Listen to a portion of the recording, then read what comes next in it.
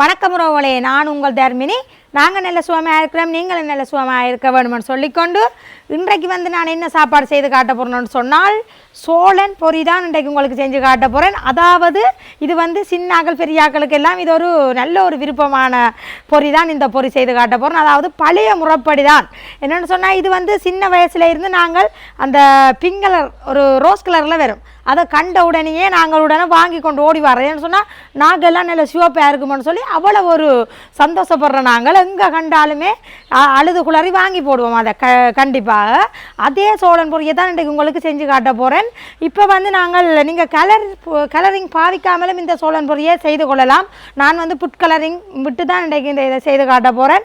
அதான் சோளன் பொரி என்றாலே ஒரு பிங்க் கலரில் தான் இருக்கும்.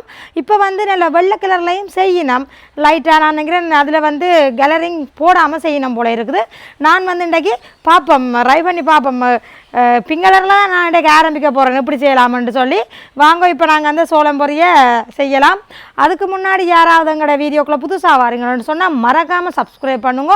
அது ஒரு வகையில் எங்களுக்கு சப்போர்ட்டாக இருக்குமென்னு சொல்லிக்கொண்டு வாங்க வீடியோக்குள்ளே போகலாம்.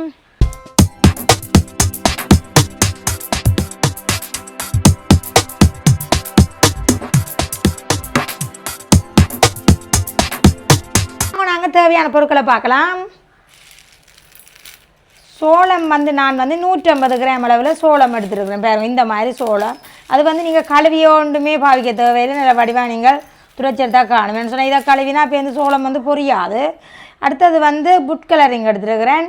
மற்ற இது என்ன சொல்லுங்க, அப்போ குளுக்கோஸ் சிரப் இருக்குது. இப்படி நீங்கள் கடையில் கேட்டால் வேண்டிக் கொள்ளலாம். இது கண்ணாலாக வேண்டினபடியாக இந்த போத்துலேயே வாங்கி கொண்டு வந்து சொன்னால் டேட் இருக்குது, நல்ல டேட் இருக்குது. குளுக்கோஸ் சிரப் என்று சொல்லி வேண்டிக் கொள்ளுங்க. இந்த மாதிரி பாருங்கோ, குளுக்கோஸ் சிரப் என்று கேட்டாலே தருவினேன் கடையில்.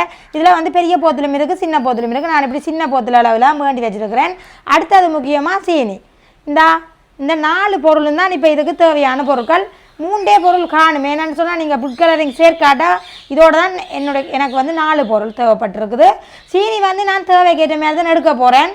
பாருங்கள், பெரிய பக்கில் போட்டு வச்சுருக்கிறேன். அது நீங்களே தேவையான அளவு நீங்கள் போட்டுக்கொள்ளுங்கோ. அளவு கணக்கு சொல்லி சீனியை எடுக்கலாம். அதனால் மற்ற இந்த குளுக்கோஸ் சிரப் அளவு கணக்கு சொல்லவே இல்லாது. நீங்கள் நம்முடையக்குள்ளேயே பார்த்து அதை மாதிரி செஞ்சு கொள்ளுங்க. மற்றது இங்கால தண்ணி தேவை கண்டிப்பாக. இப்போ வாங்க, நாங்கள் முதல்ல இந்த சோளனை பொரிச்செடுப்போம். இப்போ நாங்கள் சட்டியை வச்சு கொள்ளுவோம். நாங்கள் சோளத்தை இதில் போட்டு பொரிய பண்ண வேணும். இந்த மாதிரி போட்டுட்டு நாங்கள் இப்படி வறுத்து கொண்டிருப்போம். கொஞ்சம் நேரமாக பொரிய வடிக்கிறீங்கள நாங்கள் மூடி விட வேணும். ஒரு மூடி போட்டு நாங்கள் மூடி விட வேணும். இல்லைன்னு சொன்னால் எல்லாம் பறந்து சோளம் எல்லாம் வெளியில் தான் இருக்கும். அதனால் இப்படியே வறுத்து கொண்டிருப்போம். கொஞ்சம் நேரம் இதில் கீட்டேறணும். இந்த சோளத்தில் கீட்டேறத்தான் எங்களுக்கு சடக்கு சடக்கு சடக்கு சடக்குன்னு பொரியும். பொரியக்கில் திறந்து விட்டோம்டா எல்லாமே வெளியில் தான் இருக்கும். அது இப்படியே கொஞ்சம் வேகிக்கொண்டு வரட்டும். எங்களுக்கு சோளம் நல்ல வடிவாக அந்த சூடு வரைக்கும் வந்துட்டுது. இனிமேல் பாருங்க, மலக்குன்னு பொரிய போகுது. இப்படியே கைவிடாமலே வறுத்து கொண்டிருக்கணும்.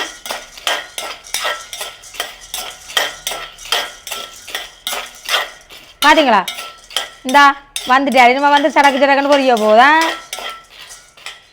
பாருங்க. இப்படி விட பேசா பொரியும் பாருங்கவா. இந்தா பாருங்க, பார்த்தீங்களா, இப்படியே விட்டா பறக்கும். அதனால என்ன செய்ய போகிறோம், மூட போகிறேன்னா ஓகேயா. இப்படி பொரிய போகுது. இனிமேல் நாங்கள் கொஞ்சம் இப்படி என்னென்னு சொல்கிறது, அகப்பியால் இதண்டாமல் விட்டோம்னா டக்கு டக்குன்னு பொரிஞ்சிடுவோம். மூடி விடுவோமா.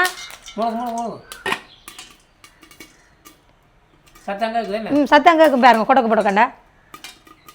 அந்த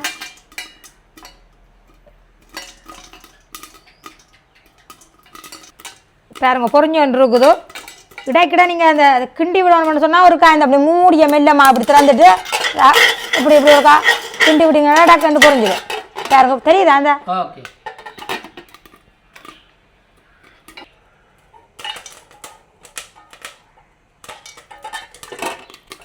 இன்னும் எங்களுக்கு பொரிஞ்சு முடியலை. அடுப்பை மெல்லிசாக வச்சுருக்கணும். இல்லைன்னு சொன்னால் கருவி போடும் பொரியிறதெல்லாம்.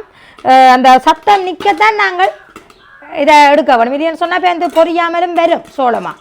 அதனால் எங்களுக்கு சோளம் வந்து சத்தம் பாருங்க இல்லாமல் போயிட்டுது. இருந்தாலும் அங்கே எனக்கு 1 2 பொறிஞ்சோன்னா இருக்கும். இப்போ வந்து நாங்கள் மூடியை திறந்து பார்ப்போம். சோளம் அப்படி இருந்து நாங்கள் கீழே 2 1 பொறியிறாருண்ணா பார்த்தீங்களா எவ்வளோ சோளம் போட்டாங்க. சட்டி உள்ளா வந்துடுதா இந்த மாதிரி பாருங்க. ஒரு சோளமும் எங்களுக்கு கருவாமல் வந்துருக்குது. இந்த மாதிரி தான் மெல்லிய அடுப்பை விட்டு நீங்கள் பொறிச்சு இப்படி எடுக்க வேணும். இதில் வந்து நீங்கள் சோளமாக போடுறோன்னா அந்த உப்புகள் மஞ்சள் தூள்கள் எல்லாம் பிரட்டி போட்டு நான் ஒரு நாளைக்கு உங்களுக்கு செய்து காட்டுவேன். அது வேறு பிளானாக செய்ய வேணும். பட்டர் எல்லாம் போட்டு பொரிய வைக்கிறது. இதுக்கு வந்து அப்படி போட்டு பொரிய வைக்கக்கூடாது. ஏன்டா இது வந்து பிளேனாக இருக்க வேணும். ஓகே இந்த மாதிரி பார்த்தீங்களா சட்டி ஃபுல்லாக எங்களுக்கு வந்துடுது. இனிமேல் வந்து இதை நாங்கள் ஒரு பட்டியில் கொட்டி கொள்ளுவோம். இந்த மாதிரி அப்படியே பறக்கு கொஞ்சம் கிடக்கு. இந்த இது அடுப்பில் வைப்போம் அப்படியே.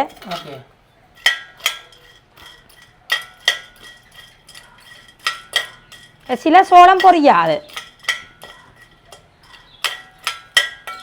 எல்லாமே பொரிஞ்சிடுது எங்களுக்கு. ஓகே இறக்கி கொள்வோம்.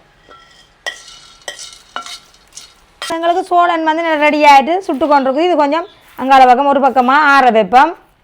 அது வந்து இந்த கப்பால் நான் 1/2 கப் சீனி எடுக்க போகிறேன்.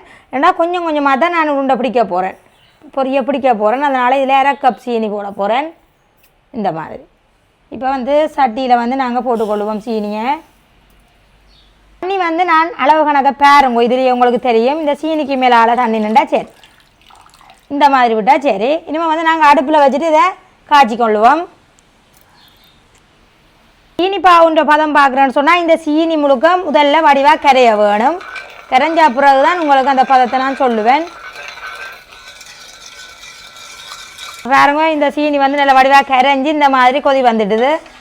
இனிமேல் வந்து கொஞ்சம் இன்னும் கொஞ்சம் கொதிக்க வேணும். கொதிச்சு கொண்டு வந்த பிறகு தான் நாங்கள் இந்த குளுக்கோஸ் சிரப்பை இதுக்குள்ள விட வேணும். கொஞ்சமாக சீனி பாவை நீங்கள் தண்ணியில் தூக்கி விடக்குள்ள இந்த சீனி பாவை வந்து கரைய வேணும். அந்த பதம் தான் இந்த பதம். மஸ்கேட் பதத்துக்கு போகக்கூடாது. இந்த பதம் இந்த பாருங்க கரையுது. இந்த பதம் எடுத்தீங்கன்னா சரி. இது வந்து மஸ்கேட் பதம் ஒன்றும் எடுக்கக்கூடாது. இந்த பதம் தான் சீனி பதம். ஓகே இப்போ வந்து நாங்கள் இந்த குளுக்கோஸ் சிரப்பு இருக்குது தானே, அதை கொஞ்சமாக இதுக்குள்ள விட்டுக்கொள்ளுவோம். கொஞ்சமாக விட்டுக்கொள்ளுவோம் இந்த மாதிரி. அதையும் வடிவாக இந்த சீனி பாவோட சேர்த்து இப்படியே காய்ச்சி கொண்டிருப்போம். அது கிண நேரம் தேவையில்லை. இந்த மாதிரி பாருங்க கரைஞ்சிட்டுது. அதோட ஃபுட் கலரிங் கொஞ்சமாக விட போகிறேன். கலரிங் விட்டுக்கொள்கிறேன். ஒரு துளி விட்டால் காணும். இந்த மாதிரி இப்படியே கலந்து விடுவோம்.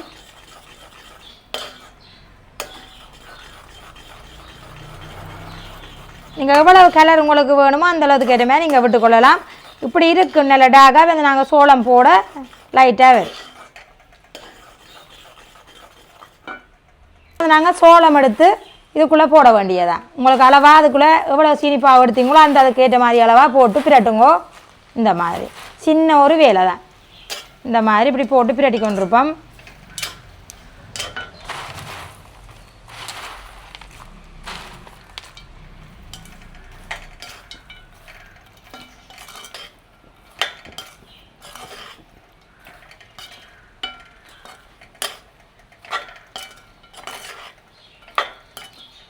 பார்த்தீங்களா நல்ல பிங்க் கலராக வருது. என்ன பார்த்தீங்களா டார்க்காக இருந்தால் இப்போ அளவான கலராக வருது.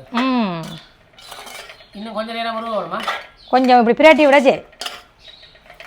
இந்த சீனிப்பாவு அந்த இது குளுக்கோஸ் சிரப் எல்லாம் இந்த சோளமோட இது வந்து அந்த குளுக்கோஸ் சிரப் வந்து அந்த ஒட்டு பதத்துக்காக தான் இதை எடுக்கிறோம் நாங்கள். இல்லைன்னா நீங்கள் சீனிப்பாவில் இதை காய்ச்சி எடுக்கலாது. இந்த மாதிரி ஓகே. இனிமேல் நாங்கள் 20 ரூபா கடையில் ராக்கி கொள்ளுவோம்.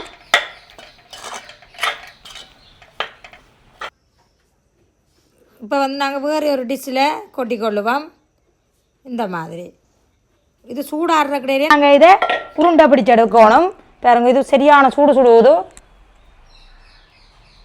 இந்த மாதிரி ஓகே. இப்போ வந்து நாங்கள் கைக்கு ஒரு க்ளவுஸ் ஒன்று போட்டுட்டு என்னது நாங்கள் எண்ணெயை பெண் பூசிட்டு இந்த க்ளவுஸ் இந்த கைக்கு இப்படி எடுத்து உருட்டி கொள்ளுவோம்.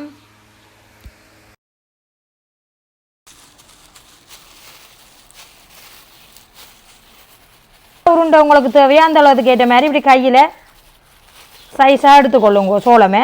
இந்த மாதிரி இருபது கடையில் பிடிக்கணும் பாருங்க. இந்த மாதிரி இப்படி இப்படி டக்குன்னு நான் இருபது கடையில் பிடிக்கிறோடைய தான் மலை மலாண்டு செய்கிறேன். ஒரு பக்கம் சுடுவுது, இந்த பக்கமும் க்ளோஸ் இருந்தால் நீங்கள் போடலாம். இல்லை அந்த பக்கமும் போட்டால் ஒட்டும் க்ளோஸில், அதனால் ஒரு கையுக்கு க்ளோஸ் போட வேண்டாம். இந்த மாதிரி பாருங்க. இப்படி போடக்குள்ளே இப்போ வந்து இறுகி கொண்டு வந்த அப்புறம் நாங்கள் கொள்ளான்னு சத்தம் கேட்குமே நான் கலாண்டு டக்கண்டு செய்தெடுக்கணும். இல்லைன்னா இந்த டக்கண்டு இறுகிடுமா, கொதிக்குது கையில். ஓ ஆற வச்சா என்ன செஞ்சிருங்க அப்போ உருகி போடும், அதனால ஒன்றும் செய்ய மாட்டீங்க. இந்த மாதிரி நல்லா இருக்கு என்ன தர்மினி. இப்போ வெண்டைக்கா பிடிச்சது ஒருக்கா செய்து பழகித்தான் பிடிச்சேன் நானே. கண்டிப்பாக நீங்களும் செய்யணுமன்றதுக்காக தான் தர்மினி எல்லாத்தையும் சொல்லி காட்டுது. முதல் வந்து இலையின மாதிரி இருக்கும்.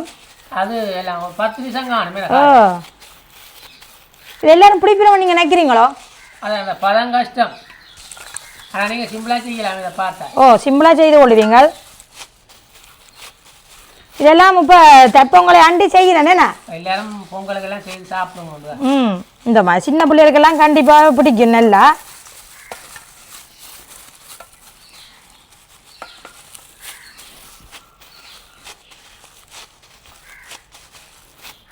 உங்களோட சைஸுக்கு ஏற்ற மாதிரி இப்படி எடுத்துக்கொள்ளலாம். ஓகே இவ்வளோ வந்தான் வேலை. இனிமேல் வந்து நாங்கள் எல்லாத்தையும் மலமலாண்டி இதே மாதிரி செய்தெடுப்போம். என்ன ஓகே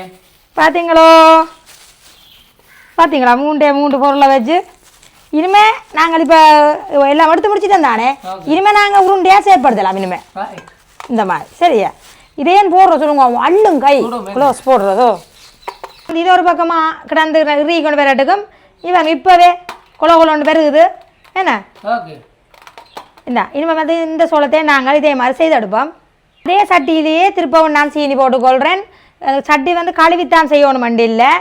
நான் கொஞ்சம் கொஞ்சமாக செஞ்சால் டக்குன்னு பிடிச்சி கொள்ளுவீங்க அந்த காயாம உருண்டியை. இந்த மாதிரி தண்ணியை விட்டுட்டு அதே மாதிரியே நான் காய்ச்சி எடுக்க போகிறேன். அதே மாதிரியே குளுக்கோஸ் சிறப்பை நாங்கள் இதுக்குள்ள விட்டுக்கொள்ளுவோம்.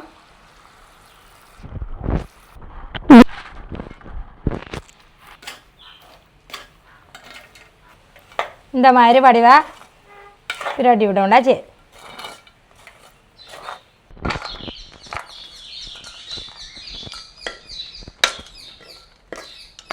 பார்த்தீங்களா இந்த மாதிரி மலாண்டு எடுத்தால் இருக்காமல் இருக்கும் எங்களுக்கு. இந்த மாதிரி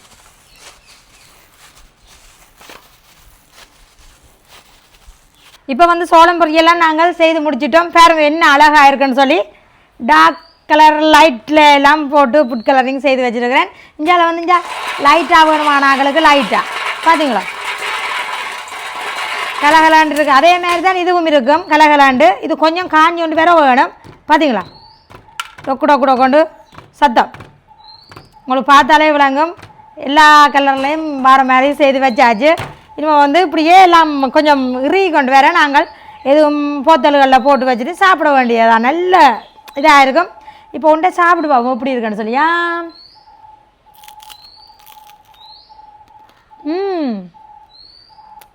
முறுமுறன்னு இருக்குங்க.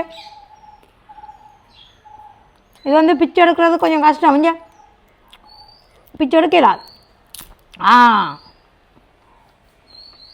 நல்ல பொரிஞ்சு நல்ல சூப்பராக இருக்குது.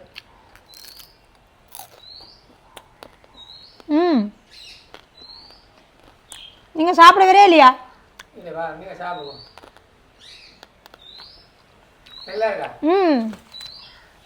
சூப்பராக இருக்குது.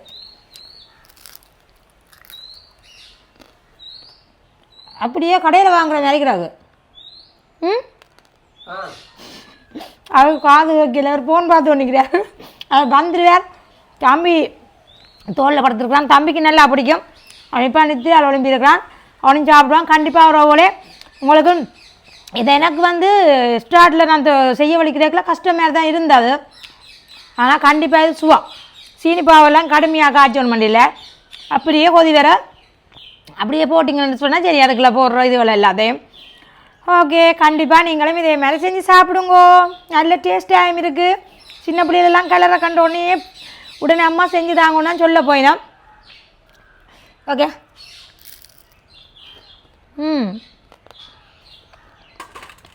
ஓகே லைக் பண்ணி ஷேர் பண்ணி சப்போர்ட் பண்ணுங்க ரோவலே. இன்னும் இதே மாதிரி நல்ல வீடியோவில் சந்திக்கிறேன். பாய்.